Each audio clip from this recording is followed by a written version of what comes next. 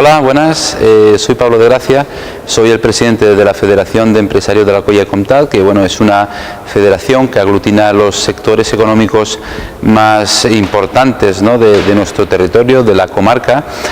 Y además soy el director gerente de una empresa que se llama Foradia, una empresa que lleva en el mercado 35 años como nombre de Foradia, pero tiene unas raíces industriales de más de 102 años de, como he dicho, tradición industrial. Nosotros, bueno, la empresa nos dedicamos sobre todo a la fabricación de maquinaria y a dar soluciones de ingeniería industrial, y bueno, y hemos venido aquí hoy con nuestros amigos de la Universidad de Alicante para de alguna forma poder compartir y poder hablar sobre cuáles son los factores, ¿no?, que debe de tener cualquier directivo o cualquier persona que dirija una empresa para poder tener una sostenibilidad en el tiempo de su empresa, poder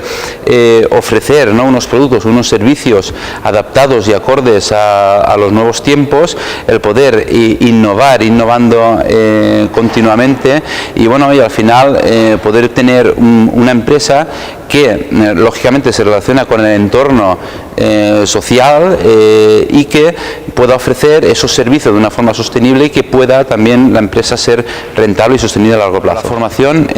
a nivel directivo juega un papel fundamental, ¿no? De hecho, estuve leyendo hace poco en prensa que han sacado un estudio en el cual sí que detectan que no existe una adecuada formación a nivel directivo de las empresas, y lógicamente un directivo de una empresa, sobre todo empresas pymes, ¿no?, que son las que más existen en la provincia, ¿no?, y en nuestro territorio,